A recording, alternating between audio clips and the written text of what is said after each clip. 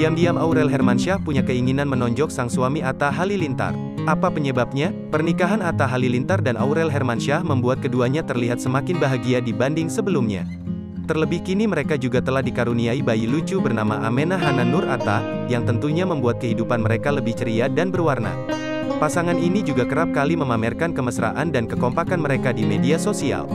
Namun baru-baru ini secara mengejutkan, Aurel Hermansyah malah mengunggah postingan yang seolah-olah menunjukkan rasa kekesalannya pada Atta yang telah lama ia pendam.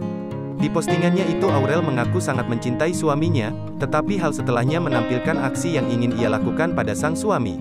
"Aku sangat mencintai suamiku, tapi terkadang aku ingin," bunyi tulisan di video tersebut dilansir dari Instagram Aurel, Minggu tanggal 15 Mei tahun 2022. Ternyata aksi yang diam-diam ingin Aurel lakukan kepada Atta Halilintar adalah menonjok sang suami.